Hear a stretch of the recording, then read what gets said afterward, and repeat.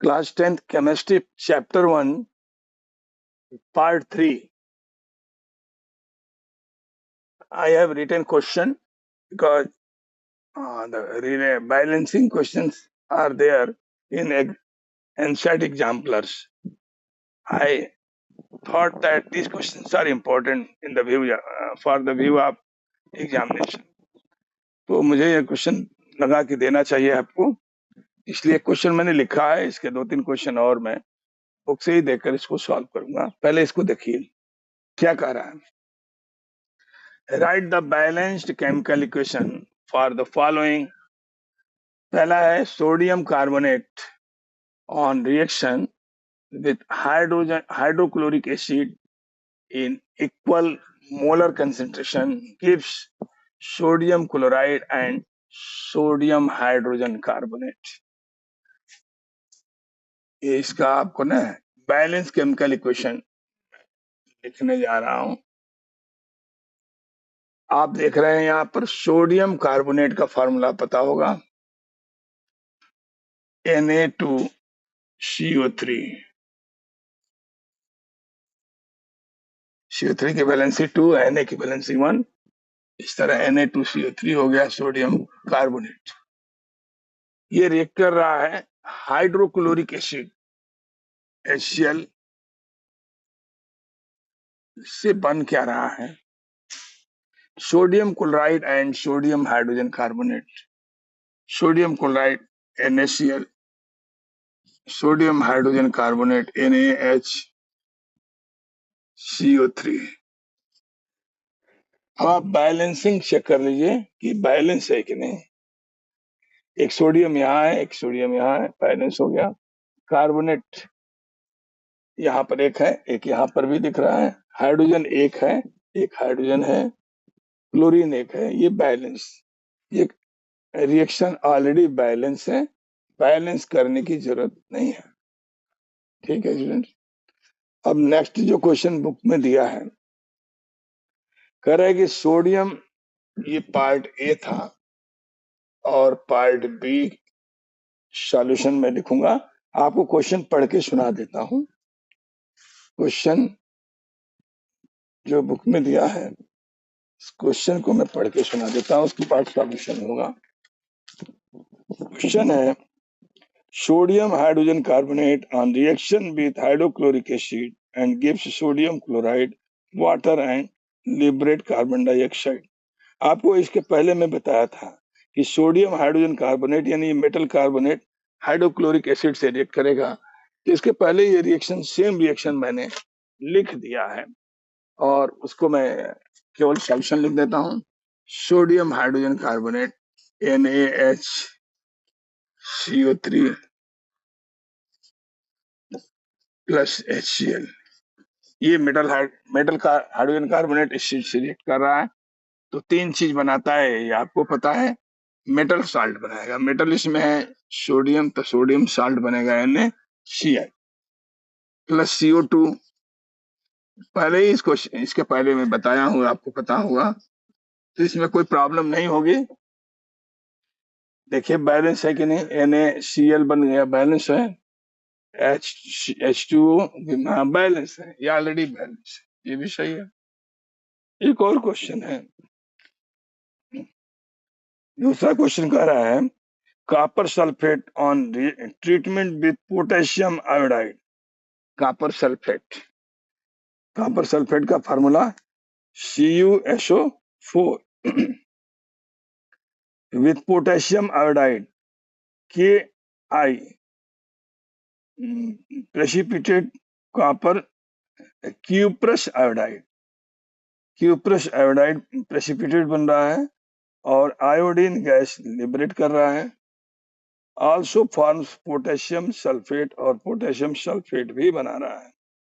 तो CuSO4 है, Ki react करेगा तो पोटेशियम सल्फेट का बनेगा और उसके बाद पोटेशियम आयोडाइड बनेगा, आयोडीन गैस रिलीज करेगा। चलिए जैसा लिखा है मैं लिख देता हूँ, सॉल्यूशन ही मैं कर रहा हूँ। सॉल्यूशन ए हो गया, ये सॉल्यूशन बी हो गया, यानी आंसर बी हो गया, आंसर सी। क्वेश्चन है सोडियम ये copper sulphate treatment with potassium iodide. तो कॉपर सल्फेट का फार्मूला है K2SO4, पोटेशियम आयोडाइड Ki से रिएक्ट करके बना रहा है कि पोटेशियम सल्फेट और पोटेशियम आयोडाइड। पोटेशियम सल्फेट जैसा लिखा है K2SO4, ये CuSO4 है, कॉपर सल्फेट है, K2SO4 बना लेगा।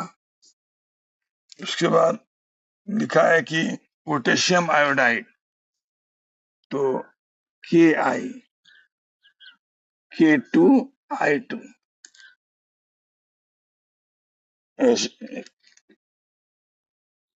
CuI2। कॉपर की वैलेंसी 2 और 1 दोनों होती है, यहाँ 2 वैलेंसी लिया गया है CuI2, और लिबरेट आयोडीन लिबरेट कर रहा है, निकल रहा है आयोडीन। तो इसको बैलेंस नहीं किया, अब बैलेंस आप करिए। K2 जब लिख रहा है K2, तो यहाँ 2Ki होना चाहिए, K2 हो गया, I2 भी बैलेंस हो गया। लेकिन जब I2 अब 4 हो गया ना, तो इसको 4 लिखेंगे, तब जाकर के 4I होगा, तो ये दोनों I बैलेंस हो जाएगा आयोडीन। पोटेशियम 4 एटॉम है, यहाँ 2 दिख रहा है, यहाँ आगे 2 लगा देंगे तो 4 हो जाएगा, पोटेशियम बैलेंस हो गया। सल्फेट यहाँ पर 2 दिख रहा है और यहाँ पर अकेले है, तो यहाँ भी 2 लिख दीजिए, तो ये सल्फेट बैलेंस हो गया। कॉपर 2 एटॉम है, इधर भी, ये बैलेंस हो गया। अब मुझे लग रहा है ये बैलेंस हो गया, आपको भी लग रहा होगा ये केमिकल इक्वेशन बैलेंस है।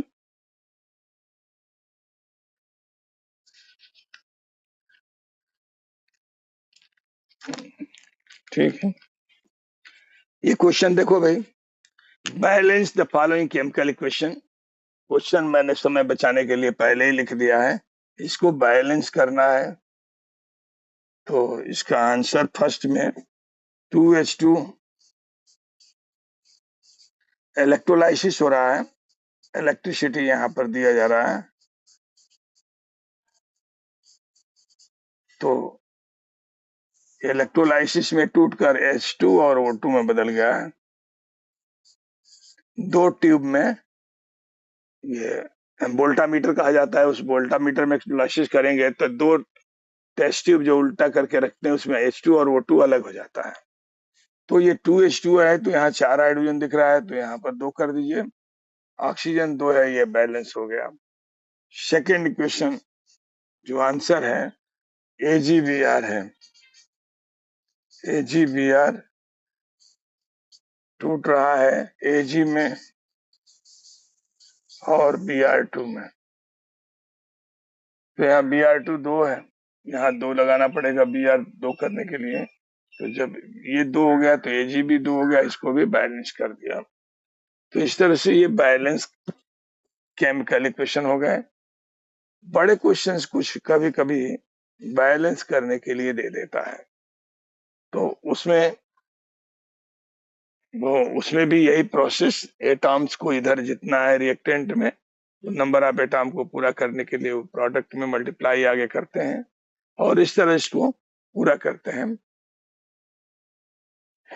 बोर्ड में जो क्वेश्चंस आता है वो इससे रिलेटेड घुमाकर 1 नंबर में 2 नंबर में पूछता है, तो बेसिक जानकारी जरूरी है, बेसिक आपको पता रहेगा, तो घुमाएगा भी जिस टाइप से भी आप कर सकते हैं।